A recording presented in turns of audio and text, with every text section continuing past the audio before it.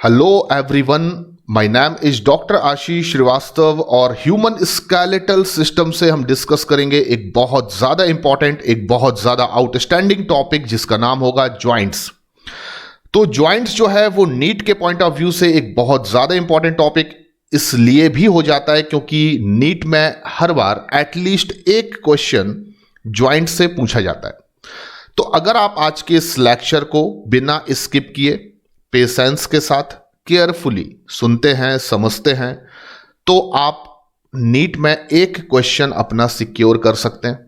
तो आपको क्या करना है, आपको इस टॉपिक को बहुत ही केयरफुली सुनना है और अगर हो सकता है तो आपको नोट्स प्रिपेयर्ड करने हैं क्योंकि ये टॉपिक थोड़ा सा डिफिकल्ट भी है और इंपॉर्टेंट भी है और यहां से एक क्वेश्चन आना बिल्कुल पक्का है, तय है। तो जरूरी है कि आप इस लेक्चर को बिल्कुल ध्यान से सुने। मैं बहुत इजी वे में आपको जॉइंट्स के बारे में वो सब कुछ बताने वाला हूं जो नीट में आ सकता है, ना ज्यादा ना कम। तो हम जॉइंट के बारे में उतना जरूर जानेंगे जितना आपको आपके नीट एग्जामिनेशन के लिए जानना बहुत ही ज्यादा जरूरी है। तो स्टार्ट करते हैं अपने आज के इस टॉपिक को जिसका नाम है जॉइंट्स। और सबसे पहले हम बात करते हैं कि जॉइंट जो है हमारी बॉडी में वो आखिर कैसे स्ट्रक्चर है या जॉइंट्स की डेफिनेशन क्या होती है। तो आपकी बॉडी का जो स्केलेटल सिस्टम है उसमें बहुत सारी नंबर ऑफ बोन्स हैं और वो है 206। तो 206 हड्डियों से मिलकर आपकी बॉडी का स्केलेटल सिस्टम बना हुआ है।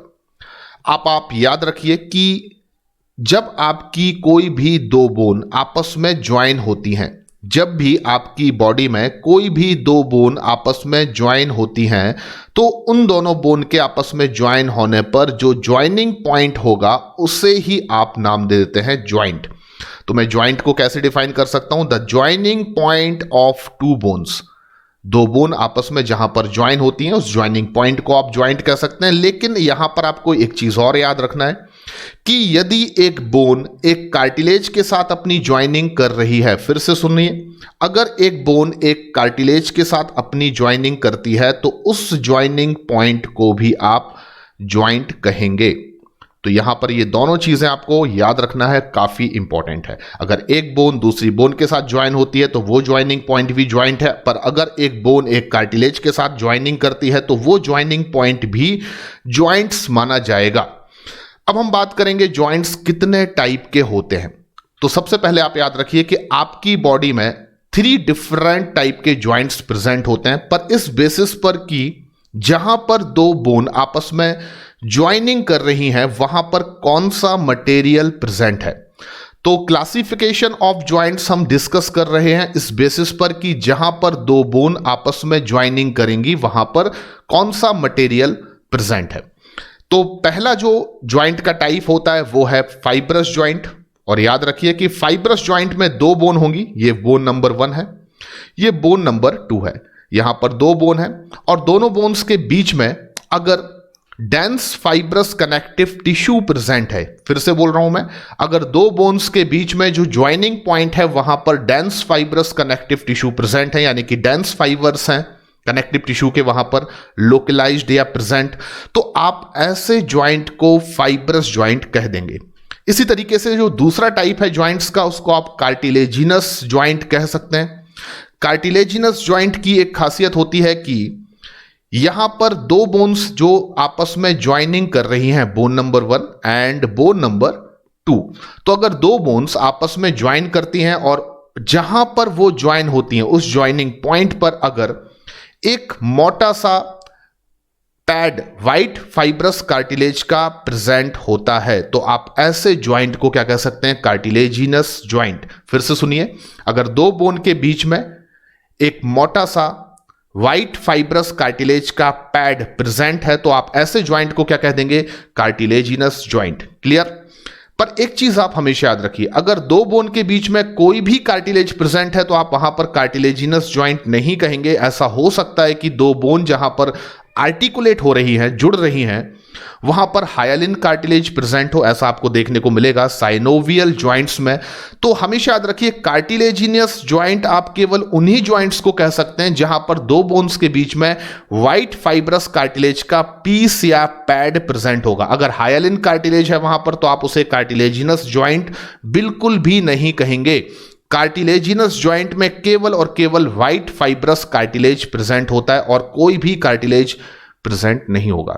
इसके बारे में मैं आपसे आगे काफी डिटेल डिस्कशन करने वाला हूं। तीसरा जो ज्वाइंट है उसको आप कहते हैं साइनोवियल ज्वाइंट, या इसको सिनओवियल ज्वाइंट भी कह सकते हैं। और साइनोवियल ज्वाइंट की जो खासियत होती है वो आपको नाम से ही समझ में आ रहा है कि ऐसे ज्वाइंट्स में आप देखेंगे कि दो बोन्स के बीच जो ज्वाइनिंग पॉइंट होगा, ये बोन नंबर 1 है, ये बोन नंबर 2 है, दो बोन्स के बीच में जो ज्वाइनिंग पॉइंट होगा वहां पर साइनोवियल फ्लूइड प्रेजेंट होगा। तो अगर दो बोन्स आपस में आर्टिकुलेट होती हैं, ज्वाइन होती हैं और उनके ज्वाइनिंग पॉइंट में अगर साइनोवियल फ्लूइड की प्रेजेंस है तो आप ऐसे ज्वाइंट को साइनओवियल ज्वाइंट कह सकते हैं या सिनओवियल ज्वाइंट कह सकते हैं। क्लियर? अब देखिए, आपकी एनसीईआरटी में ज्वाइंट्स के कुछ और भी नाम यूज किए जा सकते हैं, जैसे कि मैं आपसे कहूं सिन आर्थरोसिस, या मैं आपसे कहूं एम्फी आर्थरोसिस, या मैं आपसे कहूं डाई आर्थरोसिस। तो अभी जो आपने क्लासिफिकेशन पढ़ा हुआ है ज्वाइंट्स का, वो इस बेसिस पर कि दो बोन्स जहां पर आपस में ज्वाइनिंग कर रही हैं वहां पर मटेरियल कौन सा प्रेजेंट है। पर अगर मैं कहूं कि मूवमेंट के बेसिस पर ज्वाइंट कितने टाइप के हो सकते हैं, यानी कि classification of joints on the basis of movement, जहां पर दो बोन आपस में ज्वाइनिंग कर रही हैं, जहां पर ज्वाइंट का फॉर्मेशन हो रहा है, क्या वो ज्वाइंट में मूवमेंट हो सकता है या नहीं हो सकता है। और अगर मूवमेंट हो सकता है तो वो स्लाइटली मूवमेंट होगा या फ्रीली मूवेबल ज्वाइंट्स होंगे। इस बेसिस पर हम ज्वाइंट्स को 3 अलग अलग नामों से भी जानते हैं। बहुत सिंपल है, आपको बिल्कुल घबराने की जरूरत नहीं है। अगर मैं कहूं कि फाइब्रस ज्वाइंट को हम सिन आर्थरोसिस ज्वाइंट भी कह सकते हैं, फाइब्रस ज्वाइंट को हम मूवमेंट के बेसिस पर सिन आर्थरोसिस ज्वाइंट भी कह सकते हैं। तो सिन आर्थरोसिस ज्वाइंट का मतलब क्या होगा, याद रखिए, सिन एक ऐसा वर्ड है जिसका इंग्लिश में मीनिंग होता है पाप। वैसे सिन के बहुत सारे मीनिंग होते हैं, SYN, ये सिन है, इसके बहुत सारे मीनिंग होते हैं। इसका मतलब पाप भी होता है, इसका मतलब सेम भी होता है, इसका मतलब टूगेदर भी होता है।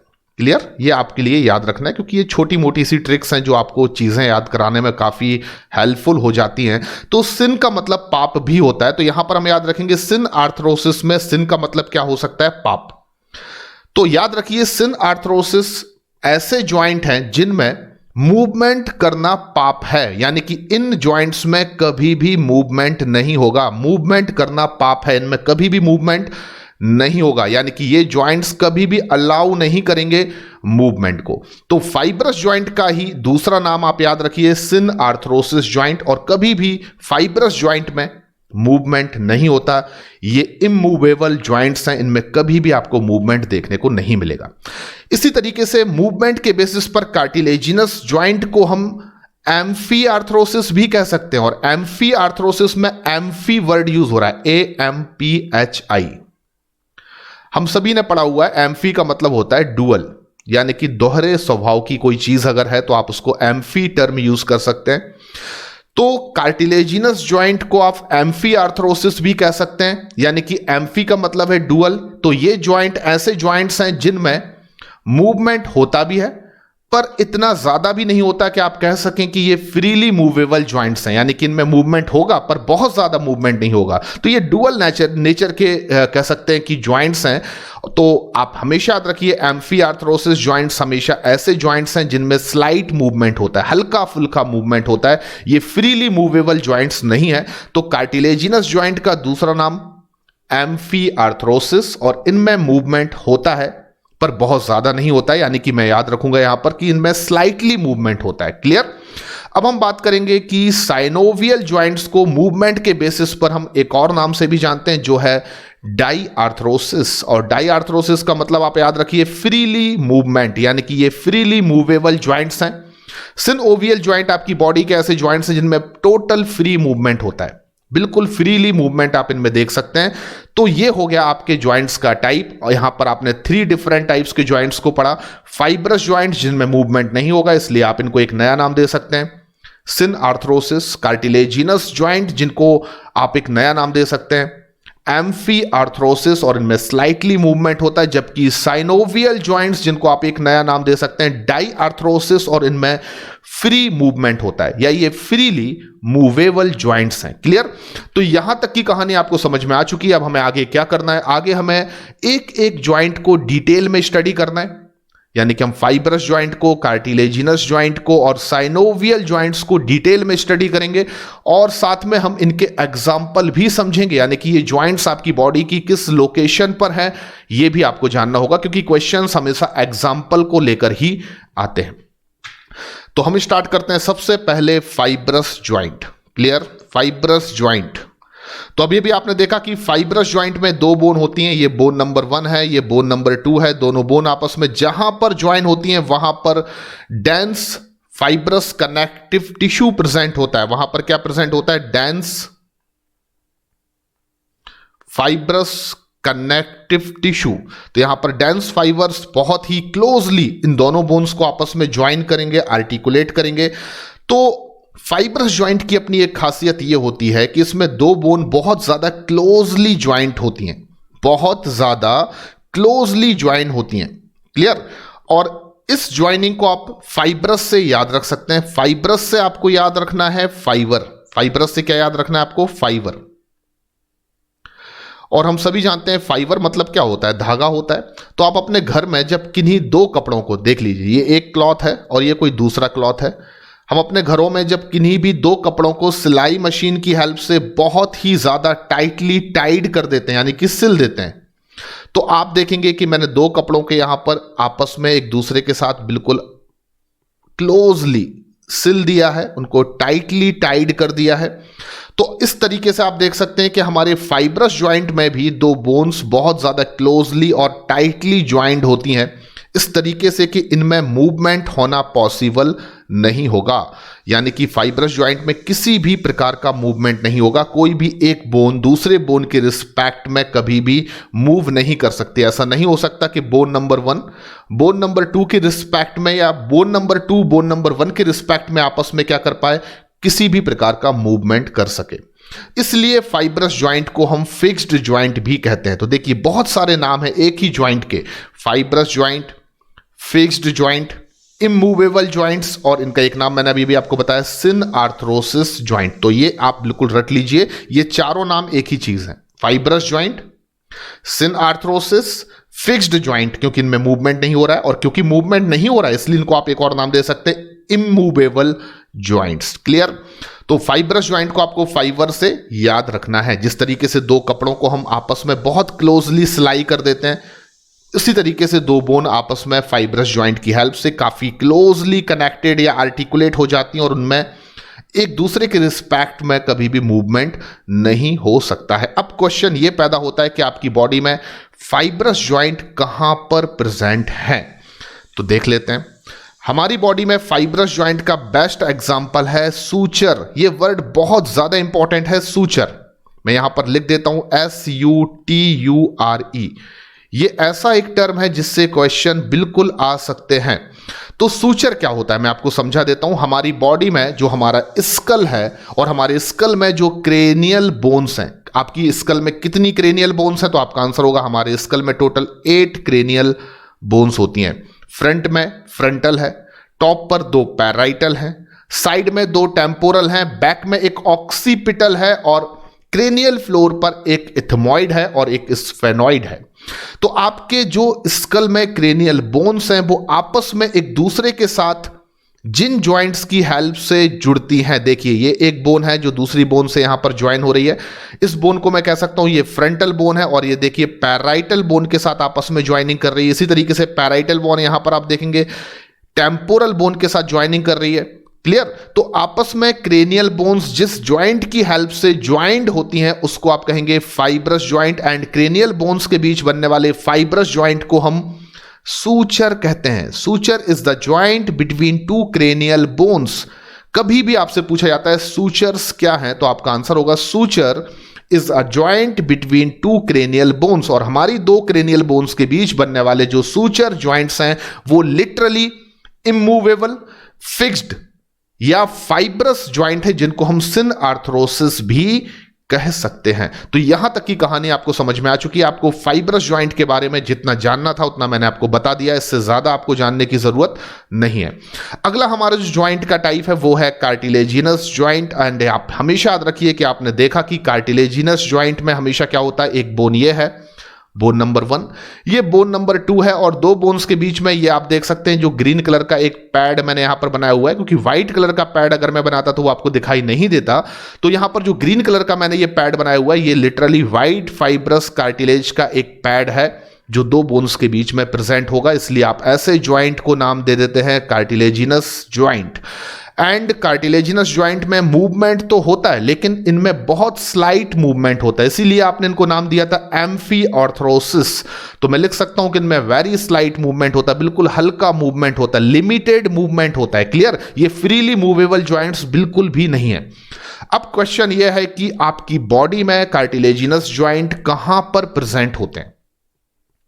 आपकी बॉडी में कार्टिलेजिनस ज्वाइंट कहां पर प्रेजेंट होते हैं? तो आप जानते हैं कि आपका जो वर्टिब्रल कॉलम है, हमारा जो वर्टिब्रल कॉलम है, उसमें कोई भी दो वर्टिब्री के बीच में आपने पढ़ा हुआ है कि एक व्हाइट फाइब्रस कार्टिलेज का पैड प्रेजेंट होता है।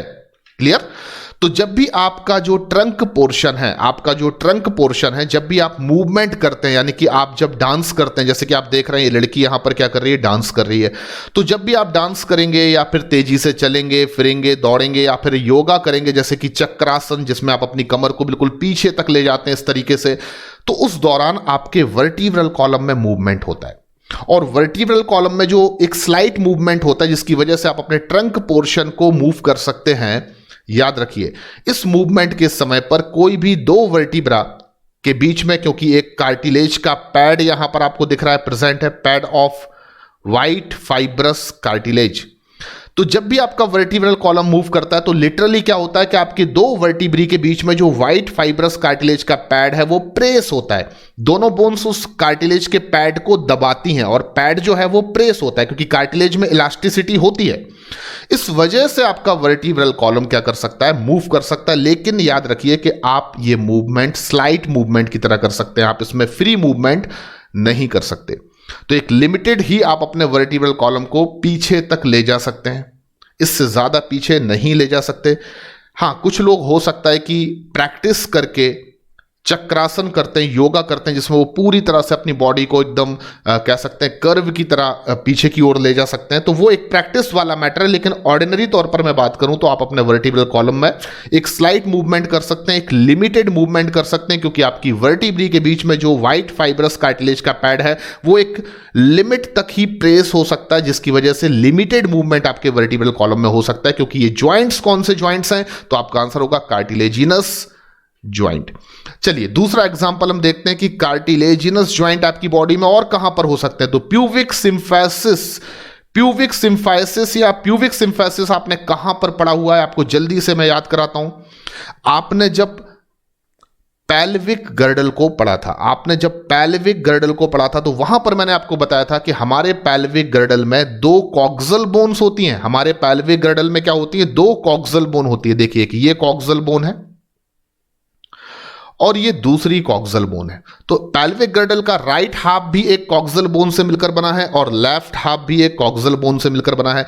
ये दोनों कॉक्सल बोन वेंट्रली जहां पर आपस में ज्वाइन होती हैं, देखिए ये पॉइंट, ये दोनों कॉक्सल बोन वेंट्रली जहां पर आपस में ज्वाइन होती हैं, वहां पर ज्वाइनिंग पॉइंट पर व्हाइट फाइब्रस कार्टिलेज का पैड प्रेजेंट होता है और इस ज्वाइंट को भी आप कार्टिलेजिनस ज्वाइंट कहेंगे, जिसको एक स्पेसिफिक नाम दिया जाता है प्यूबिक सिम्फाइसिस। तो pubic symphysis is an example of cartilaginous joint. ये क्वेश्चन आ सकता है कि प्यूबिक सिम्फाइसिस किस प्रकार के ज्वाइंट हैं, तो वहां पर आपका आंसर क्या होगा कि प्यूबिक सिम्फाइसिस एक कार्टिलेजिनस ज्वाइंट है। क्लियर हो गया? इसके बाद आपको हम बताते हैं कि साइनोवियल ज्वाइंट्स क्या होते हैं। तो अभी तक मैंने जो दो ज्वाइंट्स आपको कंप्लीट कराए हैं, नंबर 1 मैंने आपको क्या बताया, फाइब्रस ज्वाइंट जिनमें बिल्कुल भी मूवमेंट नहीं होता है। क्लियर? और आपको एग्जांपल भी दिया मैंने सूचर, जिसमें कि हम कह सकते हैं कि हमारी दो क्रेनियल बोन्स के बीच का जो ज्वाइंट है वो सूचर ज्वाइंट है। और ऐसा कभी नहीं होगा कि आपके सूचर जॉइंट्स में मूवमेंट हो या आपकी क्रेनियल बोन्स में जो जॉइंट है उनमें मूवमेंट हो। ऐसा आपने कभी देखा है कि अगर कोई आपके स्कल के राइट साइड पर एक जोर से थप्पड़ मार देता है, आपके स्कल के टॉप पर कोई राइट हैंड साइड पर जोर से थप्पड़ मार देता है, तो ऐसा नहीं होगा कि आपकी जो राइट साइड की पैराइटल बोन है वो नीचे चली जाए और लेफ्ट साइड वाली पैराइटल बोन ऊपर बनी रहे। तो कभी भी आपकी क्रेनियल बोन जो है वो एक दूसरे के रिस्पेक्ट में मूवमेंट नहीं करती, क्योंकि उनके बीच का जो ज्वाइंट है वो फिक्स्ड ज्वाइंट है, जिसको आपने नाम दिया फाइब्रस ज्वाइंट। फिर आपने पढ़ा कार्टिलेजिनस ज्वाइंट, जिसके बारे में आपने अभी अभी जान लिया है। इन दोनों ही ज्वाइंट्स के बारे में मैंने आपको जितना बताया है उतना ही आपको याद रखना है। इनके भी फर्दर टाइप्स होते हैं, लेकिन हमें नहीं पढ़ना है क्योंकि हमारे नीट का पार्ट नहीं है। लेकिन जो हमारा तीसरा ज्वाइंट है, जिसको आप नाम देते हैं साइनोवियल ज्वाइंट, इसके हम फर्दर जो टाइप्स हैं उनको डिटेल में डिस्कस करेंगे, उनके एग्जाम्पल को भी हम समझेंगे, क्योंकि साइनोवियल ज्वाइंट्स के जो फर्दर टाइप्स हैं वो हमारे नीट का पार्ट है और इसके बारे में आपको काफी ज्यादा डिटेल में जानना होगा। तो साइनोवियल ज्वाइंट्स के बारे में सबसे पहले हम कुछ बेसिक बातचीत कर लेते हैं। क्या बात कर लेते हैं? बेसिक बात। सबसे पहली चीज तो साइनोवियल ज्वाइंट्स में आपको याद रखना है कि ये फ्रीली मूवेबल ज्वाइंट्स हैं। अभी तक आपने जितने भी ज्वाइंट पढ़े हुए हैं, फाइब्रस या कार्टिलेज, उन दोनों ज्वाइंट के कंपैरिजन में साइनोवियल ज्वाइंट्स जो हैं वो फ्रीली मूवेबल ज्वाइंट्स हैं। सबसे ज्यादा फ्री मूवमेंट आपकी बॉडी के साइनोवियल ज्वाइंट्स में ही होता है। एक चीज आप बिल्कुल याद रख लीजिए। अब इन ज्वाइंट्स के बारे में कुछ बेसिक चीजें मैं आपको बता दूं, जैसे कि ये मान लीजिए बोन नंबर 1 है। ब्लैक कलर ले लेता हूं मैं आपको समझाने के लिए। ये मान लीजिए एक बोन नंबर 1 है, इसको बोन 1 नाम दे दिया मैंने। ये मान लीजिए आपकी बोन नंबर 2 है। क्लियर? अब इन दोनों बोन्स के बीच में जो ज्वाइनिंग पॉइंट होगा उसमें हमेशा आप देखेंगे साइनोवियल फ्लूइड प्रेजेंट होगा। तो ये मैंने क्या भर दिया यहां पर? Synovial fluid. अब आप खुद सोचिए कि सिनओवियल या साइनोवियल फ्लूइड जो होगा वो एकदम खुले में तो नहीं होगा, वरना यहां वहां फैल सकता है। इसलिए इन ज्वाइंट्स में जहां पर ज्वाइनिंग पॉइंट होगा और जहां पर साइनोवियल फ्लूइड भरा होगा वहां पर आजू बाजू कुछ मेम्ब्रेन्स होंगी जो इस साइनोवियल फ्लूइड को कवर्ड करने का काम करेंगी। तो ये जो रेड कलर की ये वाली और ये वाली आपको मेम्ब्रेन दिखाई दे रही है, इसको मैं नाम दे सकता हूं सिनओवियल मेम्ब्रेन। तो इसको मैंने नाम दे दिया सिनओवियल मेम्ब्रेन। क्लियर? तो साइनोवियल ज्वाइंट्स में 2 बोन होंगी जिनके बीच में ज्वाइनिंग पॉइंट पर सिनओवियल या साइनोवियल फ्लूइड प्रेजेंट होगा। तो ये फ्लूइड क्या है? Synovial fluid. एक चीज, इस फ्लूइड को चारों तरफ से यानी कि दोनों तरफ से कवर्ड करने के लिए मेम्ब्रेन होगी, जिसको नाम दे दिया आपने साइनोवियल मेम्ब्रेन। और एक और इंपॉर्टेंट चीज कि इन दोनों बोन्स की जो आर्टिकुलर सरफेस होगी वहां पर कुछ स्पेसिफिक आर्टिकुलर कार्टिलेज प्रेजेंट होगी, और ये हमारे लिए सबसे ज्यादा कंफ्यूज करने वाला पॉइंट होता है। देखिए, ये बोन की टिप है और ये दूसरी बोन की टिप है। तो जो बोन की आर्टिकुलर सरफेस होगी जहां पर बोन को अपनी ज्वाइनिंग करना है अनदर बोन से, उस आर्टिकुलर सरफेस पर हाइलिन कार्टिलेज की कैपिंग होती है, वहां पर हाइलिन कार्टिलेज की कवरिंग होती है। क्लियर? इस हाइलिन कार्टिलेज की कवरिंग को आप आर्टिकुलर कार्टिलेज कह सकते हैं। इसको मैं क्या कह सकता हूं? Articular cartilage. और आर्टिकुलर कार्टिलेज लिटरली किस टाइप का कार्टिलेज है? तो बार बार मैं आपको बता चुका हूं कि हमारी बॉडी में 3 डिफरेंट टाइप के कार्टिलेज होते हैं। Yellow elastic cartilage, hyaline cartilage और व्हाइट फाइब्रस कार्टिलेज। तो सिनओवियल या साइनोवियल ज्वाइंट्स में बोन्स जो ज्वाइनिंग करेंगी उनके आर्टिकुलर सरफेस पर जो कार्टिलेज प्रेजेंट होगा दैट इज हाइलिन कार्टिलेज। लेकिन कभी भी आप कार्टिलेज की प्रेजेंस को देखकर इन ज्वाइंट्स को कार्टिलेजिनस ज्वाइंट नहीं कहेंगे, क्योंकि मैंने आपको इनिशियली ये चीज बिल्कुल स्पष्ट कर दी है कि कार्टिलेजिनस ज्वाइंट में हमेशा जो कार्टिलेज प्रेजेंट होगा वो होगा व्हाइट फाइब्रस कार्टिलेज, जो सबसे स्ट्रॉन्ग कार्टिलेज है। सबसे स्ट्रॉन्ग कार्टिलेज है वो आपका कार्टिलेजिनस ज्वाइंट में प्रेजेंट होगा, जिसका नाम होगा व्हाइट फाइब्रस कार्टिलेज। पर साइनोवियल ज्वाइंट्स में बोन्स के आर्टिकुलर सरफेस को कवर्ड या कैप्ड करने के लिए जो कार्टिलेज होगा वो एक वीक कार्टिलेज होगा, कमजोर कार्टिलेज होगा, जिसको आप हाइलिन कार्टिलेज कहेंगे। और ये ज्वाइंट कार्टिलेजिनस ज्वाइंट नहीं साइनोवियल ज्वाइंट होंगे, क्योंकि यहां पर ज्वाइनिंग पॉइंट पर मेनली एक फ्लूइड प्रेजेंट है जिसको आपने नाम दिया साइनोवियल फ्लूइड। तो बिल्कुल कंफ्यूज नहीं होना है। कि यहां पर कार्टिलेज है तो आप इनको कार्टिलेजिनस ज्वाइंट नहीं मानेंगे, इन्हें आप साइनोवियल ज्वाइंट ही कहेंगे क्योंकि फ्लूइड जो प्रेजेंट है वो साइनोवियल फ्लूइड है। चलिए आगे बढ़ते हैं। अब आपको याद रखना है कि हमारी जो बोन्स होती हैं उनके आउटर साइड पर एक कवरिंग होती है जिसको आप पेरिओस्टियम कहते हैं। क्या कहते हैं? पेरिओस्टियम। क्लियर? तो पेरिओस्टियम एक हमारी बोन्स के ऊपर की कवरिंग होती है जो मैंने यहां रेड कलर से बना रखी है। ये रेड कलर वाली जो एक कवरिंग आप देख रहे हैं ये हमारी लगभग सभी बोन्स के ऊपर होती है जिसको आप नाम देते हैं पेरिओस्टियम। क्लियर? तो ये ब्लैक कलर से जो मैं हाईलाइट कर रहा हूं ये एक्चुअली में हमारी बोन्स के ऊपर एक कवरिंग होती है जिसको आप पेरिओस्टियम बोलते हैं। इस बोन्स पर भी आपको दिख रही है और इस बोन पर भी आपको दिख रही है। ये पेरिओस्टियम की जो कवरिंग होती है वही लिगामेंट का फॉर्मेशन करती है। देखिए जहां पर भी दो बोन्स आपस में आर्टिकुलेट होंगी वहां पर बोन टू बोन कनेक्ट करने के लिए क्या होंगे? लिगामेंट्स। तो हमेशा याद रखिए लिगामेंट्स जो हैं वो क्या करते हैं आपकी बॉडी में? वो बोन से बोन को कनेक्ट करते हैं। तो लिगामेंट क्या करते हैं? BLB, बोन से बोन को कनेक्ट करते हैं लिगामेंट, जबकि मसल से बोन को कनेक्ट करते हैं टेंडन। तो याद रखिए MTV और BLB, कभी भी आपको कंफ्यूज नहीं होना है। BLB मतलब बोन टू बोन लिगामेंट होंगे और मसल टू बोन क्या होंगे? टेंडन, T से टेंडन।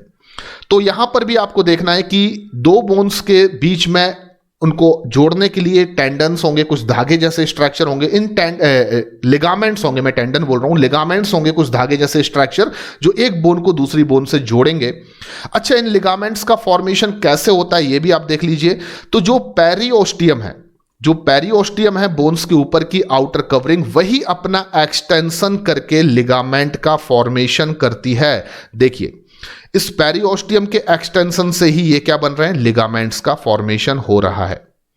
तो पेरिओस्टियम के ही एक्सटेंशन से लिगामेंट्स का फॉर्मेशन होता है। तो कभी भी आपसे अगर क्वेश्चन पूछा जाता है कि लिगामेंट्स का फॉर्मेशन कैसे होता है तो आप कहेंगे कि लिगामेंट्स एक बोन और दूसरी बोन को आपस में जोड़ते हैं।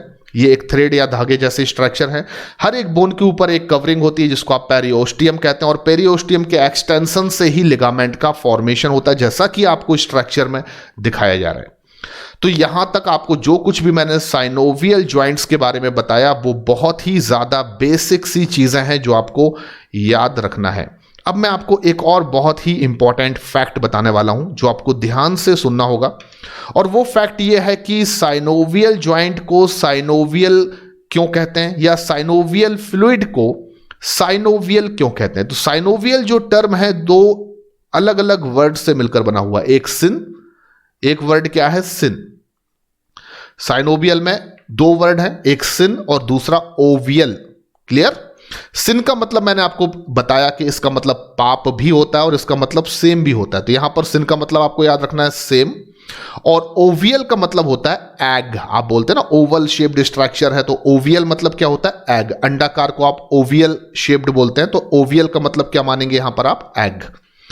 तो देखिए सिन ओवियल में syn means same and ovial means egg. तो इसका मतलब यह हुआ कि जो साइनोवियल फ्लूइड होता है वो अनकुक्ड एग के वाइट वाला जो पार्ट है उसकी तरह ही होता है। यानी कि आपने जो अनकुक्ड एग देखा होगा, बिना उबला हुआ अंडा, कच्चा अंडा, अनकुक्ड एग का जो व्हाइट वाला फ्लूइड होता है ना, उसमें उसकी जो कंसिस्टेंसी होती है बिल्कुल वही कंसिस्टेंसी होती है सिनोवियल फ्लूइड की। दैट मीन्स कि हम इस फ्लूइड को साइनोवियल फ्लूइड कहते हैं क्योंकि सिन का मतलब सेम और ओवियल का मतलब एग। तो अनकुक्ड एग के व्हाइट वाले फ्लूइड की जो कंसिस्टेंसी है वही कंसिस्टेंसी है सिनोवियल फ्लूइड की। दैट मीन्स कि इसका नाम हमने रख दिया साइनोवियल फ्लूइड। क्लियर? तो यहां तक की चीजें आपको समझ में आ चुकी हैं। अब हमें बहुत ही इंपॉर्टेंट चीजें पढ़ना है। तो अब हम बात करेंगे कि साइनोवियल जो फ्लूइड है, साइनोवियल जो ज्वाइंट्स हैं वो कितने टाइप के होते हैं, यानी कि टाइप्स ऑफ साइनोवियल ज्वाइंट। और उससे पहले मैं आपको एक चीज और बता देता हूं कि हमारी बॉडी में साइनोवियल जो फ्लूइड है, हमारे साइनोवियल ज्वाइंट में जो साइनोवियल फ्लूइड है उसका फंक्शन क्या होता है। तो याद रखिए ये फ्रिक्शनलेस मूवमेंट के लिए रिस्पॉन्सिबल हैं। तो हम सभी जानते हैं कि मशीन्स में हम लोग ऑयल क्यों डालते हैं, क्योंकि वो ऑयल लुब्रिकेंट का काम करता है, ताकि मशीन प्रॉपर क्या कर सके, मूवमेंट कर सके, मशीन के जो पार्ट्स हैं वो प्रॉपरली मूवमेंट कर सकें। तो हमारे साइनोवियल ज्वाइंट्स, क्योंकि फ्रीली मूवेबल ज्वाइंट्स, इनमें बहुत ज्यादा मूवमेंट होता है, और जब बहुत ज्यादा मूवमेंट होगा तो लुब्रिकेशन की जरूरत पड़ेगी। तो साइनोवियल फ्लूइड जो है वो एक लुब्रिकेंट की तरह होता है। किसकी तरह होता है? लुब्रिकेंट। जैसे ऑयल्स वगैरह होते हैं ना मशीन्स में, लुब्रिकेंट, तो हमारा जो साइनोवियल फ्लूइड है वो भी एक लुब्रिकेंट की तरह होता है, और ये फ्रिक्शनलेस मूवमेंट कराने के लिए इंपॉर्टेंट रोल प्ले करता है। तो हमारे साइनोवियल जॉइंट्स में मूवमेंट फ्रिक्शनलेस हो सके, घर्षण ना हो मूवमेंट के दौरान हड्डियों का, इसलिए ये फ्लूइड जो है वो काफी इंपॉर्टेंट रोल प्ले करता है। तो what is the function of synovial fluid? तो आप सीधा एक सेंटेंस में आंसर दे देंगे, it is responsible for frictionless movement. Clear? अब हम आगे बात करते हैं, और अब हम बात करेंगे टाइप्स ऑफ साइनोवियल ज्वाइंट्स। तो साइनोवियल ज्वाइंट के टाइप्स आपको पढ़ने हैं। मैं आपको सबसे पहले बता देता हूं कि साइनोवियल ज्वाइंट 6 टाइप्स के आपको स्टडी करने हैं। कितने? 6, यानी कि मेनली हम 6 प्रकार के साइनोवियल ज्वाइंट को एक एक करके स्टडी करेंगे, और यह भी देखेंगे कि वो साइनोवियल ज्वाइंट का जो टाइप होगा वो हमारी बॉडी में किस लोकेशन पर है, हमारी बॉडी के कौन से ऐसे ज्वाइंट हैं जो हिंज ज्वाइंट हैं, ग्लाइंडिंग ज्वाइंट हैं, पिवट ज्वाइंट हैं, या मैं कहूं बॉल एंड सॉकेट ज्वाइंट्स हैं। ऐसे बहुत सारे टाइप्स हैं साइनोवियल ज्वाइंट्स के, एक एक करके आपको यहां पर पेशेंस के साथ स्टडी करना होगा और उनके एग्जाम्पल को भी समझना होगा। तो पहला हमारा जो साइनोवियल ज्वाइंट हमें पढ़ना है वो है ग्लाइडिंग ज्वाइंट। ग्लाइडिंग, देखिए ग्लाइडिंग ज्वाइंट्स जो हैं वो ऐसे ज्वाइंट हैं जिनका मूवमेंट आपको कभी दिखाई नहीं देगा। आपकी बॉडी के अंदर ऐसी लोकेशंस हैं जहां पर ये ज्वाइंट हैं, ग्लाइडिंग ज्वाइंट्स हैं, लेकिन आपको उनका मूवमेंट दिखाई नहीं देगा। पहली चीज तो आप याद रख लीजिए, ग्लाइडिंग ज्वाइंट्स का मूवमेंट आपको कभी भी बाहर से दिखाई नहीं देगा, क्योंकि ये किसी भी प्रकार का रोटेशनल या एंगुलर मूवमेंट नहीं करते। ये आपको मैं समझाने वाला हूं। ग्लाइडिंग ज्वाइंट्स की खासियत क्या होती है कि इसमें दो बोन्स होंगी। उन दोनों बोन्स का जो फ्लैट सरफेस होगा, देखिए ये एक बोन है, क्लियर, और ये दूसरी बोन है। इन दोनों बोन्स का जो फ्लैट सरफेस होगा, आर्टिकुलर सरफेस दोनों बोन्स में कैसा होगा? फ्लैट, एकदम समतल। तो दो बोन्स का जो फ्लैट सरफेस होगा वो एक दूसरे के ऊपर स्लाइड ओवर होगा, एक दूसरे के ऊपर साइड बाय साइड डायरेक्शंस में मूवमेंट करेगा, वो भी सेम प्लेन पर। देखिए कुछ इस तरीके से। तो ये मान लीजिए कि बोन नंबर 1 है और ये बोन नंबर 2 है। तो आप देख रहे हैं कि दो बोन्स हैं, उनका जो फ्लैट सरफेस है वो एक दूसरे के ऊपर एक ही प्लेन पर आपस में स्लाइड ओवर कर रहा है, और ये मूवमेंट हमेशा साइड टू साइड होगा, एक ही प्लेन पर होगा, यानी कि किसी भी प्रकार का रोटेशनल या एंगुलर मूवमेंट नहीं होगा। इस प्रकार के मूवमेंट जो होंगे ज्वाइंट्स में, उससे कभी कोई एंगल का फॉर्मेशन नहीं होगा। फॉर एग्जांपल, आप अपने एल्बो को जब मूव करते हैं, आपका एल्बो ज्वाइंट का जब मूवमेंट होता है तो देखिए आप एंगुलर मूवमेंट हो रहा है, 180 डिग्री का एंगुलर मूवमेंट हो रहा है। पर ग्लाइडिंग ज्वाइंट्स जो हैं उनमें जो मूवमेंट होता है वो कभी भी एंगुलर मूवमेंट नहीं होता, रोटेशनल मूवमेंट नहीं होता।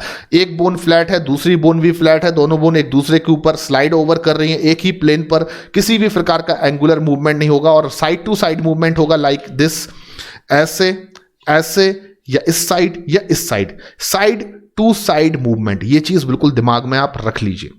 अब क्वेश्चन ये उठता है कि ग्लाइडिंग ज्वाइंट्स जो हैं वो आपकी बॉडी में कहां पर हैं? जहां पर भी हैं आपको उनका मूवमेंट तो दिखाई नहीं देगा, लेकिन कहां पर हैं ये मैं आपको बता सकता हूं।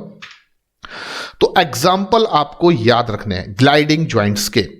तो ग्लाइडिंग ज्वाइंट्स आपको देखने को मिलेगा इंटरकार्पल्स और इंटरटार्सल्स के बीच में, यानी कि जो आपकी बॉडी में आपका जो हैंड है, आपका हाथ है, इसमें आप जानते हैं कि आपकी रिस्ट बोन होती हैं। आपके एक हैंड में कितनी रिस्ट बोन होती हैं? 8।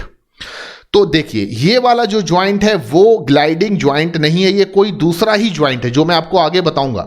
ये ज्वाइंट ग्लाइडिंग ज्वाइंट नहीं है जिसकी वजह से आप अपने रिस्ट को मूव कर पा रहे हैं, बल्कि जो आपकी रिस्ट बोन है, कार्पल्स, उनके बीच में जो ज्वाइंट बन रहा है, ये एक कार्पल है और ये दूसरी कार्पल है।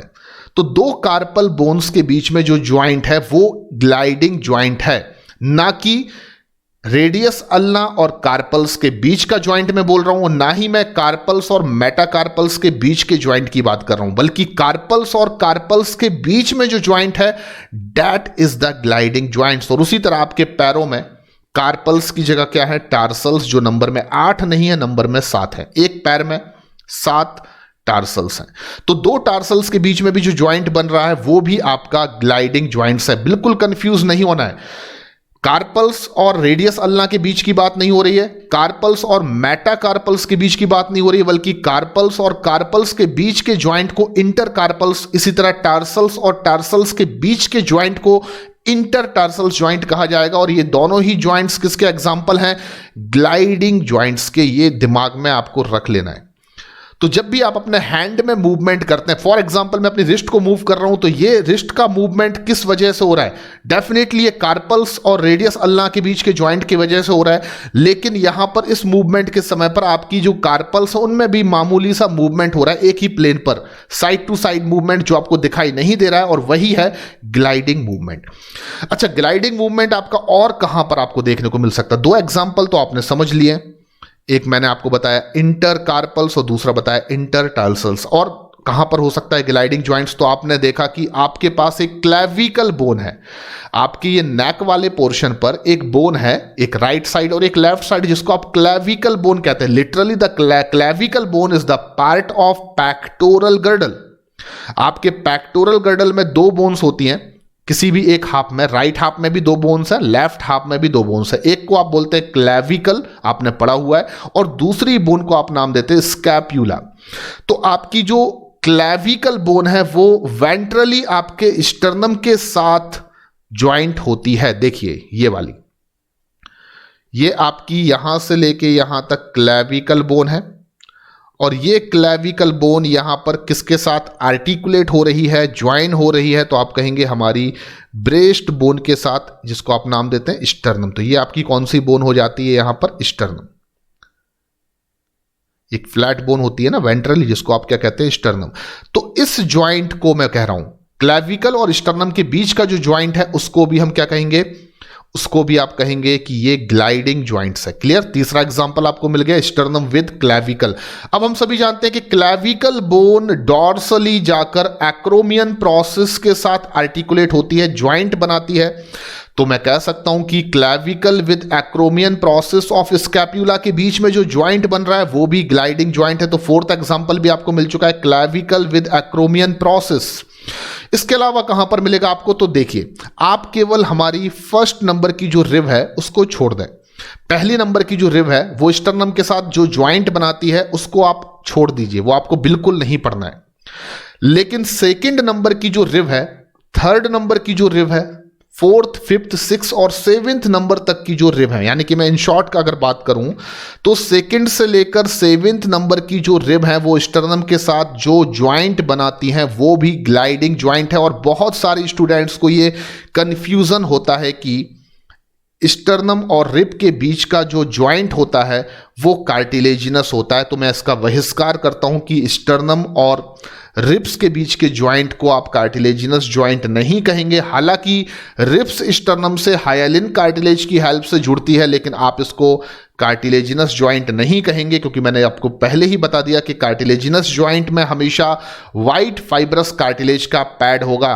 अगर हाइलिन कार्टिलेज है तो आप उसको कार्टिलेजिनस ज्वाइंट नहीं कहेंगे, बल्कि सेकंड से लेकर 7th रिब्स और स्टर्नम के बीच जो एक ज्वाइंट बन रहा है वो आपका ग्लाइडिंग ज्वाइंट्स है।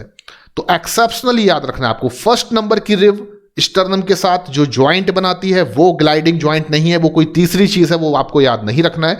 पर सेकंड नंबर से लेकर 7th नंबर तक की जो रिब है वो आपके स्टर्नम के साथ जो ज्वाइंट बना रही हैं वो ग्लाइडिंग ज्वाइंट्स है। तो मैंने आपको 5 एग्जाम्पल यहां पर दे रखे हैं, intercarpals joint, intertarsals joint, sternum with clavicle, clavicle with acromion process of scapula and 2nd to 7th rib with sternum. ये सब के सब एग्जाम्पल हैं ग्लाइडिंग ज्वाइंट्स के, जिनका मूवमेंट आपको दिखाई नहीं देता है। और ये हमेशा जो ज्वाइंट बनते हैं उनमें आप देखेंगे दो बोन्स के फ्लैट सरफेस आपस में एक दूसरे के ऊपर एक ही प्लेन पर क्या करते हैं, स्लाइड ओवर करते हैं। क्लियर हो गया? तो ग्लाइडिंग जॉइंट्स के बारे में इतना ही पढ़ना है। अब हम सेकंड नंबर के साइनोवियल जॉइंट की बात करेंगे और वो है बहुत ही ज्यादा important, ball and socket joint. तो बॉल एंड सॉकेट जॉइंट की सबसे बड़ी खासियत कि आपकी बॉडी के जितने भी जॉइंट्स हैं उनमें सबसे ज्यादा फ्रीली मूवेबल जॉइंट्स हैं आपके साइनोवियल जॉइंट। और साइनोवियल जॉइंट्स में जितने भी जॉइंट्स आते हैं, 6 जॉइंट्स आएंगे, उनमें सबसे ज्यादा फ्रीली मूवेबल जॉइंट हैं बॉल एंड सॉकेट जॉइंट्स। तो कभी भी आपके सामने एक क्वेश्चन आ जाता है कि इनमें से कौन सा ऐसा जॉइंट है जो मोस्ट फ्रीली मूवेबल जॉइंट्स है, सबसे ज्यादा फ्रीली मूवमेंट हो सकता है, तो one and only answer ball and socket joint. तो आप सोचिए कि आपकी बॉडी में बॉल एंड सॉकेट जॉइंट्स कहां पर हो सकते हैं। चलिए आप अपने हाथ को, मैं यहां पर ज्यादा अपने हाथ को नहीं घुमा सकता हूं, स्क्रीन छोटी है, पर जब भी आप अपने हाथ को इस तरीके से घुमाएंगे, क्लियर, आप अपने हाथ को इस तरीके से घुमाएंगे तो आप जानते हैं कि आप अपने हाथ को 360 डिग्री पर रोटेट कर सकते हैं, क्योंकि आपके पास एक यहां पर ज्वाइंट है जिसको आपने नाम दिया है शोल्डर ज्वाइंट। इसी तरीके से आप अपने पैर को भी, आपका पैर, मैं अपने पैर को नहीं दिखा सकता हूं पर आप अपने पैर को कर देखिए, आप अपने पैर को इस तरीके से 360 डिग्री पर रोटेट कर सकते हैं, क्योंकि आपके पैर भी आपके पैल्विक गर्डल के साथ हिप ज्वाइंट की हेल्प से जुड़े हुए हैं। तो आपको यहां पर क्लू मिल चुका है कि आपकी बॉडी में बॉल एंड सॉकेट ज्वाइंट कहां पर होंगे। चलिए, ये सबसे ज्यादा फ्री ज्वाइंट्स हैं, सबसे ज्यादा फ्रीली मूवमेंट इनमें हो सकता है, 360 डिग्री का मूवमेंट होता है, वो भी बिल्कुल फ्रीली। एंड इन ज्वाइंट्स की खासियत क्या होती है कि इनमें एक बोन ये है, ये बोन नंबर 1 है, और ये ब्लू कलर वाली बोन को मैं दे देता हूं बोन नंबर 2। इसमें क्या होगा, इन ज्वाइंट्स में 2 बोन होंगी। एक बोन जो होगी वो एक डीप डिप्रेशन बनाएगी, एक गहरा सा डिप्रेशन बनाएगी, जैसे कटोरी होती है ना हमारे घर में, कटोरी या कटोरा, ऐसा एक डीप सा डिप्रेशन बनाएगी। और दूसरी बोन जो होगी उसका जो हेड पोर्शन होगा वो बॉल की तरह अपीयरेंस रखेगा। तो एक बोन जिसका डीप डिप्रेशन है उसमें दूसरी बोन का जो बॉल लाइक अपीयरेंस है वो अंदर जाकर प्लेस्ड हो जाएगा, कुछ इस तरीके से जैसा कि आपको डायग्राम में दिखाया जा रहा है। तो बोन नंबर 1 यहां पर सॉकेट बोन है जिसमें सॉकेट लाइक स्ट्रक्चर बन रहा है, डीप डिप्रेशन बन रहा है। और बोन नंबर 2 का जो हेड पार्ट है वो बॉल लाइक अपीयरेंस रख रहा है, जो कि बोन नंबर 1 के डिप्रेशन में, डीप डिप्रेशन में अंदर जाकर क्या हो रहा है, प्लेस हो रहा है। इस तरीके से आप देखेंगे ऐसे joints he ball and socket joints हैं। और ये आपकी बॉडी में कहां पर मिलते हैं, तो याद रखिए आपकी बॉडी का जो शोल्डर ज्वाइंट है, शोल्डर ज्वाइंट आपकी बॉडी में कौन सी बोन्स बना रही हैं, तो हम सभी जानते हैं कि हमारे अपर आर्म की ह्यूमेरस बोन का हेड पार्ट जो होता है वो हमारे पैक्टोरल गर्डल की ग्लेनॉइड कैविटी के साथ आर्टिकुलेट होकर हमारे शोल्डर ज्वाइंट का फॉर्मेशन करता है। तो shoulder joint is an example of ball and socket joint जो बनता है ग्लेनॉइड कैविटी और ह्यूमरस हेड के बीच में। ये आप रट लीजिए, that is very important question. And second example आपको याद रखना है हिप ज्वाइंट। ये हमारा कौन सा ज्वाइंट है, हिप ज्वाइंट, जिसमें हमारे पैर की जो अपर बोन होती है, फीमर बोन, जो सबसे लॉन्गेस्ट बोन भी है, वो आर्टिकुलेट होती है हमारे पैल्विक गर्डल में प्रेजेंट एसिटाब्यूलम कैविटी से। तो आपका जो हिप ज्वाइंट है वो कैसे बनता है, तो पैल्विक गर्डल में एसिटाब्यूलम है और आपके पैर की जो अपर बोन है जिसको आप फीमर कहते हैं, उनके बीच का जो ज्वाइंट है that is the hip joint. और इस तरीके से हिप ज्वाइंट और शोल्डर ज्वाइंट दोनों एग्जांपल हैं आपकी बॉडी में बॉल एंड सॉकेट ज्वाइंट्स के, जिनमें फ्रीली मूवमेंट होता है, मोस्ट फ्री मूवेबल ज्वाइंट्स हैं और ये 360 डिग्री पर अपना फ्री मूवमेंट कर सकते हैं। इससे ज्यादा आपको बॉल एंड सॉकेट ज्वाइंट्स के बारे में कुछ भी याद नहीं रखना है। ये कैसे ज्वाइंट हैं और इनके एग्जाम्पल क्या है, दैट इज वेरी इंपॉर्टेंट। आपसे ये क्वेश्चन पूछा जा सकता है कि आपके शोल्डर ज्वाइंट्स में आपकी ह्यूमरस बोन किस कैविटी के साथ आर्टिकुलेट होती है, तो ग्लेनॉइड कैविटी। और आपसे क्वेश्चन पूछा जा सकता है कि आपके हिप ज्वाइंट में आपकी फीमर बोन किस कैविटी, पैक्टोरल गर्डल की किस कैविटी के साथ आर्टिकुलेट होती है, तो आपका आंसर होगा एसिटाब्यूलम। तो एसिटाब्यूलम कहां पर है, पैल्विक गर्डल में। ग्लेनॉइड कैविटी कहां पर है, आपके पैक्टोरल गर्डल में। क्लियर। अगले ज्वाइंट का नाम है हिंज ज्वाइंट। हिंज नाम से समझ में आ रहा है। हिंज ज्वाइंट को आप कैसे याद रखेंगे? देखिए, ये नाम ही रखा गया है हिंज। तो आपने अपने घरों में देखा होगा, ये वाला आप जो डायग्राम है वो बहुत केयरफुली देखेंगे। आपने अपने घरों में देखा होगा कि जो हमारे घर के दरवाजे होते हैं वो चौखट के साथ हम जोड़ने के लिए एक डिवाइस का यूज करते हैं, एक क्लैंप लाइक स्ट्रक्चर का यूज करते हैं जिसको हम हिंज बोलते हैं।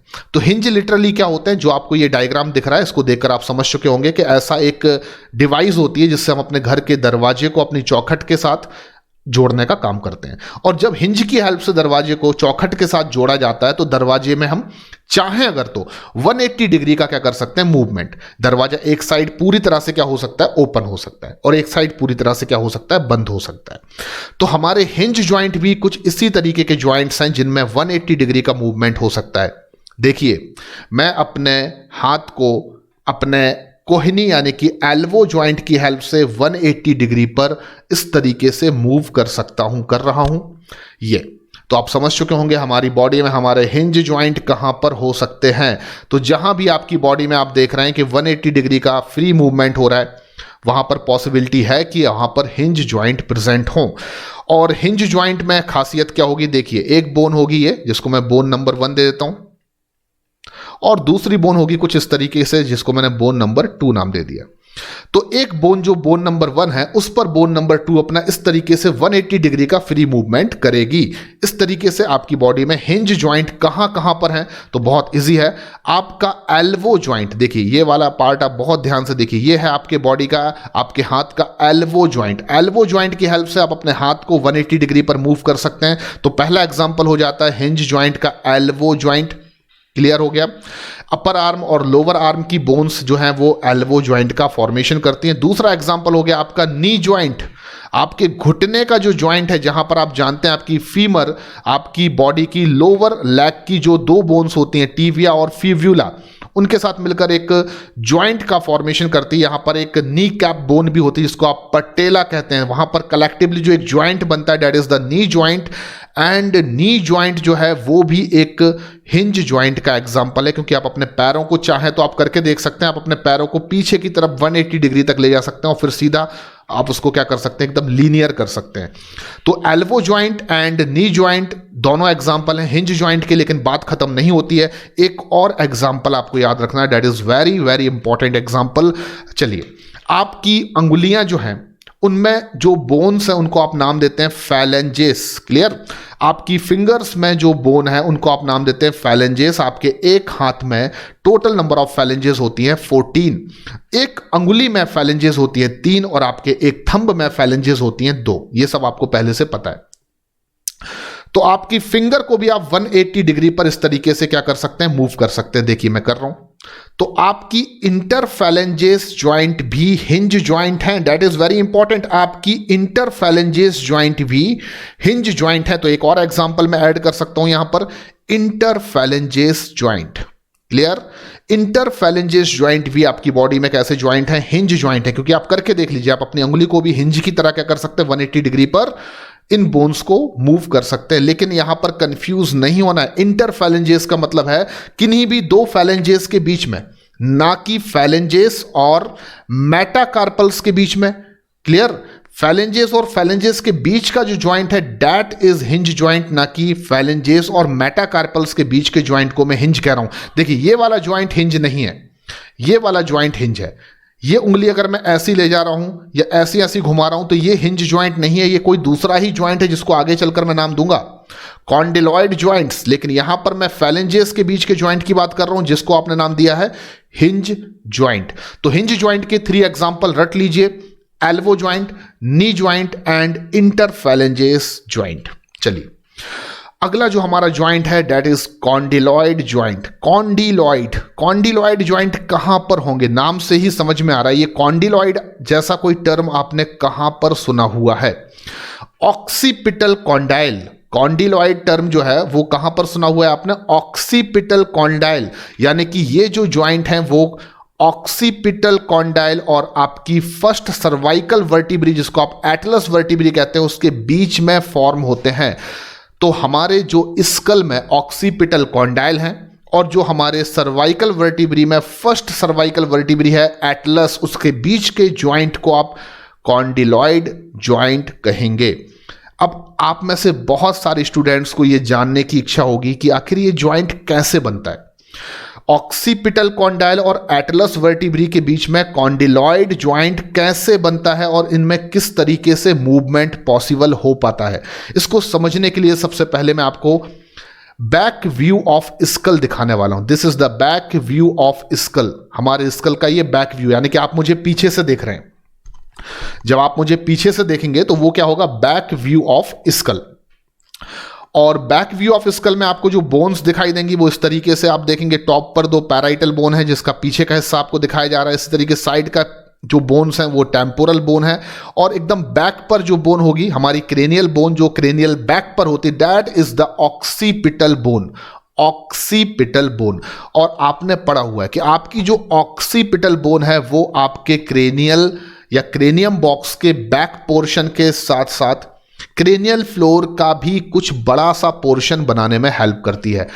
और आपकी ऑक्सीपिटल बोन में क्रेनियल फ्लोर साइड पर एक बड़ा सा होल होता है, एक बड़ा सा छेद होता है। देखिए ये तो आपकी जो ऑक्सीपिटल बोन है वो क्रेनियल फ्लोर पर जाकर एक बड़ा सा छेद बनाती है और उसको आप नाम देते हैं फोरामेन मैग्नम। तो फोरामेन मैग्नम आप सबने पढ़ा हुआ है, हमारी ऑक्सीपिटल बोन के थ्रू एक बनने वाला बड़ा सा होल होता है जिसको आप फोरामेन मैग्नम कहते हैं। इस फोरामेन मैग्नम से ही आपके ब्रेन का जो मेड्यूला पोर्शन होता है, स्पेशली आपके हाइंड ब्रेन का जो मेड्यूला पोर्शन होता है वो बाहर निकलता है। और जब मेड्यूला इस होल से बाहर निकलता है तो आप उसको नाम दे देते हैं spinal cord. Spinal cord, clear. और ये स्पाइनल कॉर्ड ही जो है वो आपके वर्टिब्रल कॉलम के बीच में से होकर गुजरती है, स्पेशली न्यूरल कैविटी या न्यूरल कैनाल से होकर। कुछ चीजें आप पहले से जानते हैं। हमें यहां पर क्या समझना है कि कॉन्डिलॉइड ज्वाइंट्स कैसे बनते हैं। तो कॉन्डिलॉइड ज्वाइंट्स किन दोनों के बीच में बनेंगे, ऑक्सीपिटल कॉन्डाइल और एटलस वर्टिब्री के बीच में। अभी अभी आपने देखा ये हमारे स्कल का बैक व्यू है। फोरामेन मैग्नम के दोनों तरफ देखिए, ये फोरामेन मैग्नम है, इसके दोनों तरफ ये वाला पार्ट जो मैं आपको दिखा रहा हूं, ये इसको मैं येलोइश कलर से हाईलाइट भी कर देता हूं, ये वाला। तो आपके फोरामेन मैग्नम के दोनों तरफ जो ऑक्सीपिटल बोन है वो कुछ बोनी प्रोजेक्शन निकालती है। हमेशा याद रखिए, जब भी कोई एक बोन से कोई बोनी प्रोजेक्शन निकलेगा, तीखा खड़ा हुआ, इस तरीके से देखिए 90 एंगल पर एकदम खड़ा हुआ प्रोजेक्शन, ये एक बोन है। इसी बोन से अगर कोई एक ऐसा तीखा सा प्रोजेक्शन निकल रहा है तो आप उसको क्या कहते हैं, प्रोसेस। आप उसे प्रोसेस कहते हैं। जैसे कि आपने पढ़ा कि स्कैपुला बोन से एक प्रोसेस निकलती है, इमर्ज होती है, एक्रोमियन प्रोसेस, एंड एक और प्रोसेस भी निकलती है, कैरोकॉइड प्रोसेस। उसी तरीके से ऑक्सीपिटल बोन से भी 2 बोनी प्रोजेक्शन निकलते हैं, पर वो बोनी प्रोजेक्शन कुछ तीखे या खड़े प्रोजेक्शन नहीं होते, बल्कि राउंड शेप छोटे छोटे से प्रोजेक्शन होते हैं जिनको आप नाम दे देते हैं कॉन्डाइल। और इनको मैं पूरा नाम लिख सकता हूं, ऑक्सीपिटल कॉन्डाइल। क्लियर। तो घबराने की जरूरत नहीं है। हमारी ऑक्सीपिटल बोन से ही फोरामेन मैग्नम के दोनों तरफ 2 राउंड शेप प्रोजेक्शंस, बोनी प्रोजेक्शन निकलते हैं जिनको आप ऑक्सीपिटल कॉन्डाइल कहते हैं। और बहुत सारे स्टूडेंट्स का ये डाउट रहा है कि ह्यूमन का जो स्कल है वो डाइकॉन्डाइलिक स्कल क्यों है। तो मैं आज बताना चाहता हूं कि हमारी ऑक्सीपिटल बोन पर 2 कॉन्डाइल निकलते हैं, इमर्ज होते हैं, 2 बोनी प्रोजेक्शन निकलते हैं जिनको आप ऑक्सीपिटल कॉन्डाइल कहते हैं। इसलिए हमारे स्कल में 2 कॉन्डाइल होने की वजह से हमारा ह्यूमन स्कल डाइकॉन्डाइलिक स्कल माना जाता है। इतना आपको समझ में आ गया। तो जो कॉन्डिलॉइड ज्वाइंट बनने वाले हैं वो ऑक्सीपिटल कॉन्डाइल और एटलस वर्टिब्री के बीच बनने वाले हैं। तो ये तो आपने देख लिया कि ऑक्सीपिटल कॉन्डाइल कहां पर होते हैं, ये आपको समझ में आ चुका। अब मैं बनाता हूं एटलस वर्टिब्री को। तो हमारे वर्टिब्रल कॉलम में सबसे पहली सर्वाइकल वर्टिब्री को आप एटलस कहते हैं, और एटलस वर्टिब्री का एक रफ सा स्ट्रक्चर मैंने यहां पर ले रखा है। अच्छा, लिटरली एटलस वर्टिब्री का जो स्ट्रक्चर होता है वो ऐसा नहीं होता जैसा मैंने आपको यहां पर ये दिखाया हुआ है, पर मैंने रफली बनाया हुआ है ताकि आपको यह समझ में आ सके कि किस तरीके से ऑक्सीपिटल कॉन्डाइल और एटलस वर्टिब्री के बीच में कॉन्डिलॉइड ज्वाइंट का फॉर्मेशन होता है। तो आपको यहां पर ध्यान यह देना है कि एटलस वर्टिब्री के पास इस तरीके के 2 डिप्रेशंस बनते हैं। ये देखिए, ये जो डिप्रेशंस आपको दिख रहे हैं ये शैलो डिप्रेशंस हैं। गहरे नहीं होते हैं, बिल्कुल भी गहरे डिप्रेशन नहीं है, बिल्कुल रफली फ्लैट डिप्रेशन कह सकता हूं मैं। तो हमारी जो एटलस वर्टिब्री है वो अपने दोनों तरफ ऐसे दो डिप्रेशंस बनाती है, दैट इज शैलो डिप्रेशंस, यानी कि गहरे नहीं होते हैं, बिल्कुल उथले हुए डिप्रेशंस होते हैं। और आप जानते हैं कि एटलस वर्टिब्री यानी कि हमारी सभी वर्टिब्रीज में बीच में एक सेंट्रल होलो पोर्शन होता है जिसको आप क्या कहते हैं, न्यूरल कैनाल। तो ये क्या हो गई, न्यूरल कैनाल। पेशेंस के साथ देखते रहिए। इस न्यूरल कैनाल से होके ही क्या निकलता है, स्पाइनल कॉर्ड जो है वो नीचे की ओर जाता है। इस वजह से ये भी कहा जाता है कि हमारा जो वर्टिब्रल कॉलम है वो हमारी स्पाइनल कॉर्ड को प्रोटेक्ट भी करता है।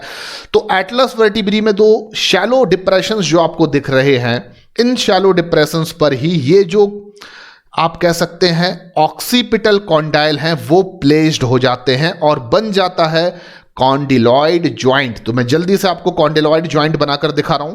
ये आपके हो जाते हैं दो ऑक्सीपिटल कॉन्डाइल, और एटलस जो वर्टिब्री है वो कुछ इस तरीके से प्लेस हो जाएगी। इन कॉन्डाइल के नीचे की जो डिप्रेशंस हैं, शैलो डिप्रेशंस हैं, उनमें ऊपर आकर बैठ जाएंगे, प्लेस हो जाएंगे ऑक्सीपिटल कॉन्डाइल, और इस वजह से आप अपने स्कल का यस मूवमेंट कर सकेंगे। तो आपके स्कल में जो यस मूवमेंट हो रहा है, ये वाला यस, ये आप अपने स्कल को इस तरीके से जो मूव कर रहे हैं, ये वाला मूवमेंट, ये सभी मूवमेंट आपके किस वजह से हो रहे हैं, ध्यान से देखिए। आपके स्कल में जो ऑक्सीपिटल कॉन्डाइल है और जो एटलस वर्टिब्री में डिप्रेशंस हैं, वहां पर जो ये ज्वाइंट बन रहा है, इसको आपने नाम दिया कॉन्डिलॉइड ज्वाइंट्स। और कॉन्डिलॉइड ज्वाइंट्स की वजह से आप कर सकते हैं अपने स्कल का यस मूवमेंट। यस मूवमेंट इस तरीके से देखिए, ये यस मूवमेंट है, और इस यस मूवमेंट के लिए रिस्पॉन्सिबल ज्वाइंट्स कौन से ज्वाइंट्स हैं, तो आपका आंसर होगा कॉन्डिलॉइड ज्वाइंट्स। आप अपने स्कल को इस तरीके से जो मूव कर रहे हैं, ये भी कॉन्डिलॉइड ज्वाइंट्स की वजह से। लेकिन ध्यान रखिए, no movement, no movement, no movement मतलब मूवमेंट नहीं होना नहीं। नो मूवमेंट का मतलब जब आप अपने स्कल को ऐसा करते हैं, ये this is the no movement. No movement कभी भी कॉन्डिलॉइड ज्वाइंट्स की वजह से नहीं होता है, बल्कि नो मूवमेंट के लिए जो ज्वाइंट्स रिस्पॉन्सिबल होते हैं, that is the pivot joint. और पिविट ज्वाइंट में आपको बताने वाला हूं जो अगले हमारे साइनोवियल ज्वाइंट के टाइप होंगे। तो याद रखिए, यस मूवमेंट के लिए रिस्पॉन्सिबल ज्वाइंट कौन से ज्वाइंट होते हैं, condyloid joints. Clear, yes movement ये किस वजह से हो रहा है आपके स्कल का, condyloid joints, that is the very important. ये किन के बीच में बनते हैं, तो हमारे स्कल में ऑक्सीपिटल कॉन्डाइल और हमारी एटलस बोन के बीच में बनने वाले ज्वाइंट होते हैं कॉन्डिलॉइड ज्वाइंट्स। याद रखिए, कॉन्डिलॉइड ज्वाइंट्स आपको और भी एक जगह देखने को मिल सकते हैं। ये ज्वाइंट आपको एक जगह और भी देखने को मिल सकते हैं। कहां पर मिल सकते हैं, देखिए आप अपनी बॉडी में अपनी फिंगर जो है इसको भी 360 डिग्री पर इस तरीके से क्या कर सकते हैं, रोटेट कर सकते हैं। क्लियर, ध्यान रखिए, कॉन्डिलॉइड ज्वाइंट्स में आपको 360 डिग्री का मूवमेंट देखने को मिलेगा, जैसा कि बॉल एंड सॉकेट ज्वाइंट्स में आपको देखने को मिलता है। लेकिन कॉन्डिलॉइड ज्वाइंट्स का जो 360 डिग्री का मूवमेंट है वो बॉल एंड सॉकेट ज्वाइंट की तरह फ्री नहीं है, लेस फ्री मूवमेंट है। बॉल एंड सॉकेट ज्वाइंट में मोर फ्री मूवमेंट होता है, कॉन्डिलॉइड ज्वाइंट में 360 डिग्री मूवमेंट होता है, लेकिन लेस फ्री मूवमेंट होता है। तो लेस फ्री मूवमेंट 360 डिग्री पर आपका ये भी हो रहा है, आपकी फिंगर में भी हो रहा है। किन दो ज्वाइंट्स, किन दो बोन्स के बीच बनने वाले ज्वाइंट की वजह से, तो फैलेंजेस एंड मेटाकार्पल्स। तो मैं कह सकता हूं कि condyloid joints are also present between metacarpals and phalanges. तो ये दोनों एग्जांपल रट लीजिए, that is very important. Condyloid joints आपके स्कल की ऑक्सीपिटल कॉन्डाइल और एटलस बोन के बीच बनता है, और दूसरा एग्जांपल मेटाकार्पल्स और फैलेंजेस के बीच बनता है। इस वजह से आप अपनी फिंगर को इस तरीके से क्या कर सकते हैं, 360 डिग्री पर लेस फ्रीली मूव कर सकते हैं। लेस फ्रीली इसलिए बोल रहा हूं क्योंकि बॉल एंड सॉकेट ज्वाइंट के कंपैरिजन में कॉन्डिलॉइड ज्वाइंट में 360 डिग्री मूवमेंट बहुत ज्यादा फ्रीली नहीं होता, लेस फ्रीली होता है। क्लियर, और ये डाउट आपका मैं सॉल्व कर देता हूं कि कॉन्डिलॉइड ज्वाइंट और बॉल एंड सॉकेट ज्वाइंट्स में क्या डिफरेंस हो सकता है। तो कॉन्डिलॉइड ज्वाइंट्स और बॉल एंड सॉकेट ज्वाइंट्स दोनों में 360 डिग्री मूवमेंट हो सकता है, लेकिन बहुत बड़ा अंतर है। अंतर ये है कि कॉन्डिलॉइड ज्वाइंट्स में आप देख सकते हैं, ये एक बोन है, मान लीजिए ये ऑक्सीपिटल कॉन्डाइल है। ये कौन सी बोन है, ऑक्सीपिटल कॉन्डाइल। और ये दूसरी बोन है जिसको आप नाम दे सकते हैं एटलस बोन, एटलस बोन में क्या होता है, डिप्रेशन होता है। मान लीजिए मैंने वो आपको डिप्रेशन दिखा दिया, एटलस बोन का ये क्या है, डिप्रेशन है। हमेशा याद रखिए कि यहां पर कॉन्डिलॉइड जॉइंट में जो एक बोन होगी, like depression of Atlas bone, वो कैसा डिप्रेशन होगा, शैलो डिप्रेशन होगा, उथला हुआ, गहरा डिप्रेशन नहीं होगा। जबकि बॉल एंड सॉकेट जॉइंट में आप देखेंगे, मान लीजिए ये ह्यूमरस हेड है, ये क्या है, ह्यूमरस हेड, जो कि बॉल की तरह अपीयरेंस रखेगा, और दूसरी जो बोन होगी, मान लीजिए ये ग्लेनॉइड कैविटी है। क्या है ये, ग्लेनॉइड कैविटी। तो आप जानते हैं कि ग्लेनॉइड कैविटी में जो डिप्रेशन होगा वो डीप डिप्रेशन होगा। देखिए इतना गहरा डिप्रेशन है, यहां पर हल्का सा डिप्रेशन है, ये शैलो डिप्रेशन है, ये डीप डिप्रेशन है। तो हमेशा याद रखिए, बॉल एंड सॉकेट जॉइंट में हमेशा जो एक बोन सॉकेट का फॉर्मेशन करेगी वो एक बड़ा डीप डिप्रेशन को बनाएगी, गहरे डिप्रेशन को बनाएगी, जिसमें बॉल गहराई तक जाकर क्या हो जाएगी, प्लेस। तो बोन के पास जितना ज्यादा गहरा डिप्रेशन होगा उतना ज्यादा फ्री मूवमेंट होगा। कॉन्डिलॉइड जॉइंट्स में आप देख रहे हैं कि बोन के पास शैलो डिप्रेशन है, इसलिए मूवमेंट लेस फ्री है। बॉल एंड सॉकेट जॉइंट्स में बोन के पास डीप डिप्रेशन है, इसलिए ये जॉइंट ज्यादा फ्रीली मूवमेंट कर सकते हैं, मोस्ट फ्रीली मूवमेंट कर सकते हैं। तो यहां पर लेस फ्री 360 डिग्री मूवमेंट हो रहा है, जबकि यहां पर मोर फ्री 360 डिग्री मूवमेंट हो रहा है। This is the principal difference between condyloid and ball and socket joints. Clear. अब हम बात करेंगे पिविट जॉइंट के बारे में। पिविट जॉइंट्स क्या होते हैं, तो ये कहां पर हैं और ये क्या है, इसके बारे में आपको बता देता हूं। ऐसे जॉइंट्स में क्या होती है, एक बोन कुछ इस तरीके से होती है। ये एक बोन है जिसको मैं बोन नंबर 1 नाम दे देता हूं। इस बोन के पास एक बड़ा सा होल होता है, देख सकते हैं आप। मैं ब्लू कलर से या किसी अदर कलर से ये बना सकता हूं। तो इस बोन के पास एक ये बड़ा सा होल होता है, ये वाला होल। तो हमेशा याद रखिए, पिविट जॉइंट में एक बोन होगी जिसके पास एक बड़ा सा होल होगा, और दूसरी जो बोन होगी वो इस होल में जाकर कुछ इस तरीके से क्या हो जाती है, प्लेस हो जाती है। तो यहां पर आप देख सकते हैं बड़े आसानी से, ये बोन नंबर 2 है। तो पिविट जॉइंट में एक बोन होगी जिसके पास बड़ा सा होल होगा, दूसरी बोन होगी जो उस होल में जाकर क्या हो जाएगी, प्लेस हो जाएगी। अब जो बोन नंबर 1 होगी, ये वाली बोन, वो बोन नंबर 2 पर क्या करेगी, इस तरीके से 180 डिग्री का आसानी से क्या कर सकती है, मूवमेंट कर सकती है। तो पिविट जॉइंट में एक बोन होगी जिसके पास एक बड़ा सा होल होगा, दूसरी बोन उस होल के अंदर प्लेस हो जाएगी, और बोन नंबर 1 बोन नंबर 2 के ऊपर इस तरीके से क्या करेगी, अपना रोटेशन करेगी। अब पिविट जॉइंट कहां पर प्रेजेंट होते हैं, तो मेरे लिए आप बहुत ध्यान से देखिए, मैं कुछ करने वाला हूं, नो मूवमेंट। ये जो मूवमेंट है, ऐसा मूवमेंट हम कब करते हैं, जब किसी को किसी काम करने के लिए मना कर देते हैं। जब आपको किसी काम को करने के लिए मना करना होता है तो अपना सिर किस तरीके से हिलाते हैं, ऐसा हिलाता हूं मैं। तो ये जो मूवमेंट मैं कर रहा हूं अपने स्कल का, that is the no movement. और ये नो मूवमेंट किस जॉइंट की वजह से हो रहा है, तो आपका आंसर होगा पिविट जॉइंट। तो अब मैं आसानी से आपको बता सकता हूं कि हमारी बॉडी का जो नो मूवमेंट है वो पिविट जॉइंट की वजह से होता है। देखिए इस एनिमेशन को ध्यान से देखिए, ये नो मूवमेंट आपकी बॉडी में, आपके स्कल में जो हो रहा है वो पिविट जॉइंट की वजह से हो रहा है। क्लियर। अब क्वेश्चन ये उठता है कि पिविट जॉइंट किन दो बोन्स के बीच में बनते हैं। ज्यादातर लोगों को कंफ्यूजन होता है कि पिविट जॉइंट में हमारा ऑक्सीपिटल कॉन्डाइल इन्वॉल्व होता है, तो बिल्कुल भी नहीं होता है।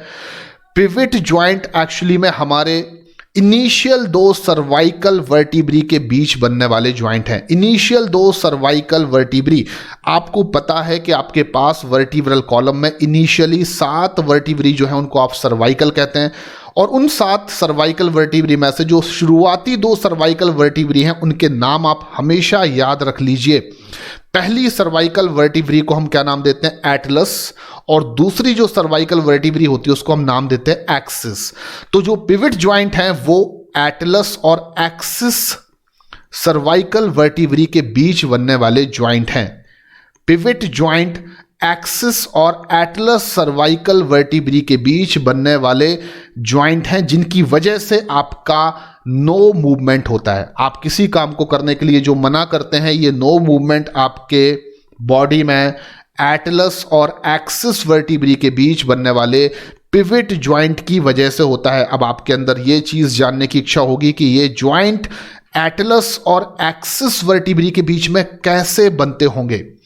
तो कंसेप्ट आपको पता हुआ है कि एक बोन के पास होल होता है, दूसरी बोन जो होती है उसके पास एक प्रोसेस होती है, प्रोसेस खड़ा हुआ एक बोन का प्रोजेक्शन, और उस होल के अंदर वो बोनी प्रोजेक्शन घुस जाएगा और बोन जो होगी पहली वाली वो उसके ऊपर क्या करेगी, इस तरीके से अपना 180 डिग्री तक का रोटेशन करेगी। तो इसके लिए मैं आपको सबसे पहले बता देता हूं हमारी सेकेंड नंबर की जो वर्टिब्री है, सर्वाइकल वर्टिब्री है, एक्सिस वर्टिब्री, उसका स्ट्रक्चर। तो ये एक रफ स्ट्रक्चर है। देखिए आपकी जो एक्सिस वर्टिब्री है वो इस तरह से नहीं दिखती है, लेकिन मैंने आपको एक रफ स्ट्रक्चर बना रखा है। इस स्ट्रक्चर को देखकर आप ये समझ सकते हैं कि हमारी जो सेकंड नंबर की सर्वाइकल वर्टिब्री है एक्सिस, उसमें एक बोनी प्रोजेक्शन निकलता है, एक प्रोसेस इमर्ज होती है। देखिए ये आपकी एक्सिस है वर्टिब्री, इससे एक बोनी प्रोजेक्शन निकला होता है इस तरीके से। ये बोनी प्रोजेक्शन को आप यहां पर क्या कहेंगे, प्रोसेस कहेंगे, और इस प्रोसेस का नाम आप क्या रख सकते हैं, अडोंटॉइड प्रोसेस।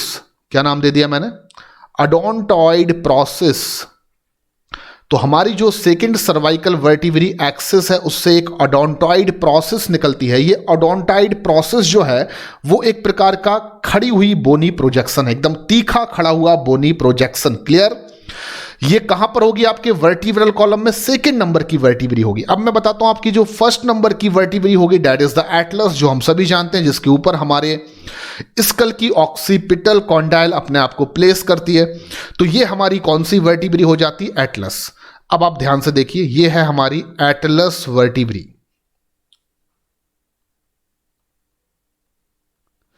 एटलस वर्टिब्री जो होगी उसके बीचों बीच जो सेंट्रल होलो पोर्शन होगा उसको आप क्या नाम देते हैं, न्यूरल कैनाल। इसको मैं नाम क्या दे सकता हूं, न्यूरल कैनाल।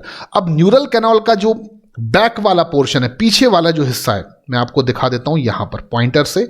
ये जो न्यूरल कैनाल का हिस्सा है ये वाला, इस न्यूरल कैनाल के पिछले वाले हिस्से से आपकी जो सेकंड नंबर की एक्सिस वर्टिब्री है उसका ओडोंटाइड प्रोसेस इस तरीके से निकलकर बाहर या ऊपर की ओर आ जाता है।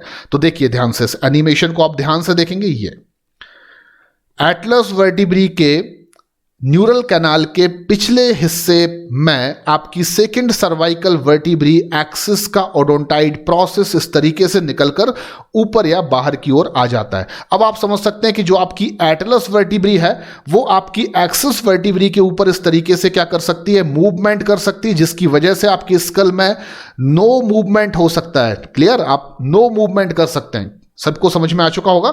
और ये तो आप पहले से ही जानते हैं, ये डिप्रेशंस हैं जो एटलस वर्टिब्री में होते हैं, इन पर जाकर कौन प्लेस हो जाता है, ऑक्सीपिटल कॉन्डाइल। तो जब भी आप नो मूवमेंट करते हैं तो नो मूवमेंट जो है वो कॉन्डिलॉइड जॉइंट की वजह से नहीं होता है, बल्कि वो पिविट जॉइंट की वजह से होता है। क्योंकि पिविट जॉइंट की वजह से आपकी एटलस वर्टिब्री इस तरीके से 180 डिग्री पर अपना रोटेशन करेगी।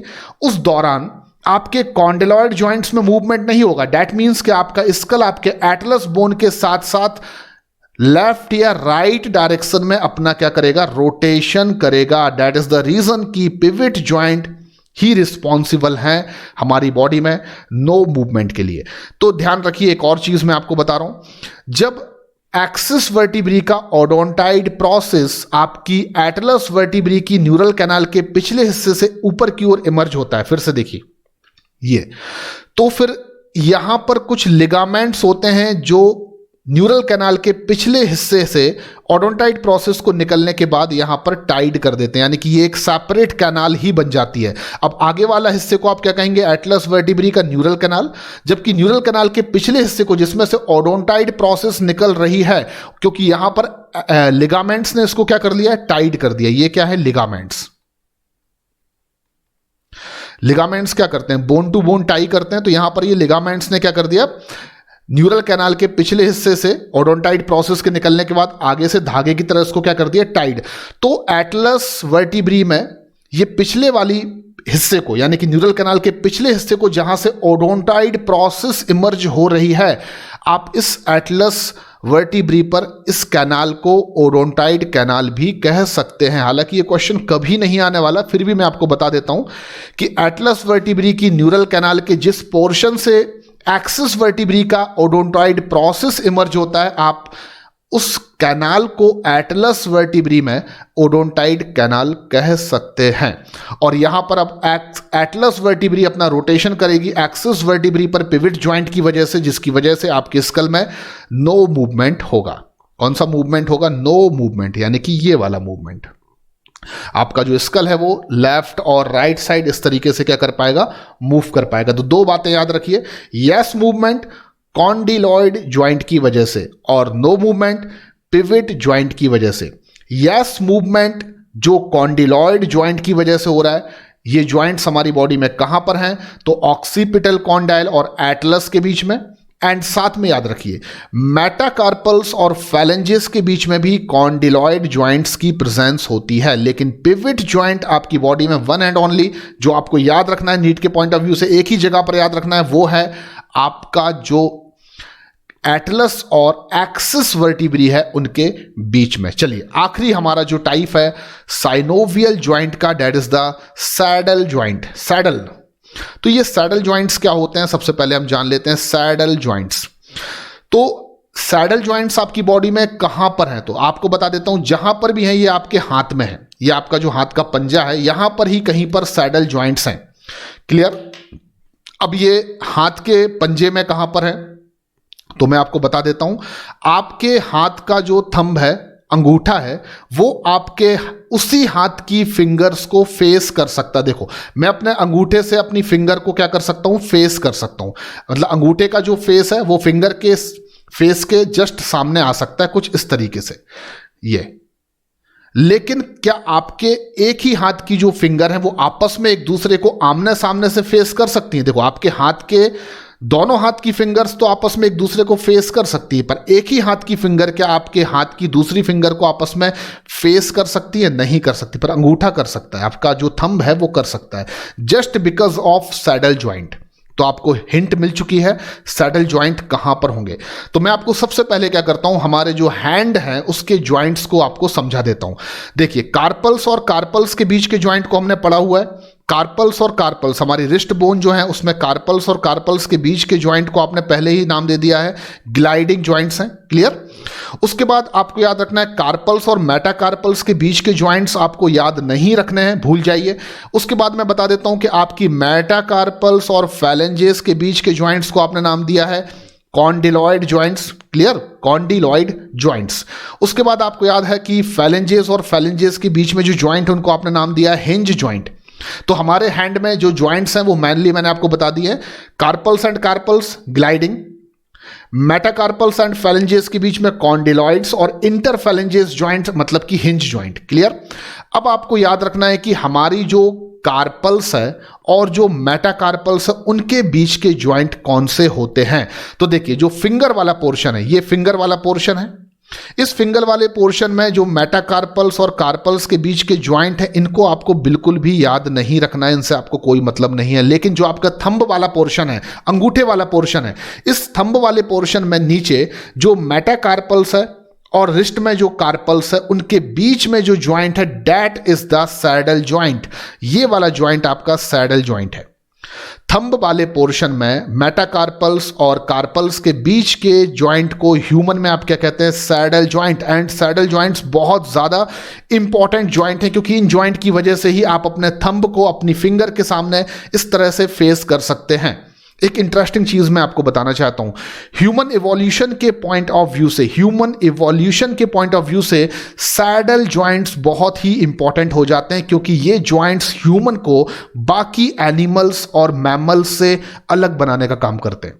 हमारे पास सैडल ज्वाइंट्स हैं, इस वजह से ही आप अपने हाथ से पेन को प्रॉपरली पकड़ सकते हैं। अगर आपके पास सैडल ज्वाइंट्स नहीं होते तो आप पेन को अपने हाथ से प्रॉपरली नहीं पकड़ पाते, आप पेड़ को प्रॉपरली ग्रिप नहीं कर सकते थे। तो सैडल ज्वाइंट्स की वजह से ही आपका जो थंब है वो आपके सभी फिंगर्स को फेस कर सकता है। आप गिनती गिन सकते हो 1 2 3 4 ऐसे करके अपने हाथ पर।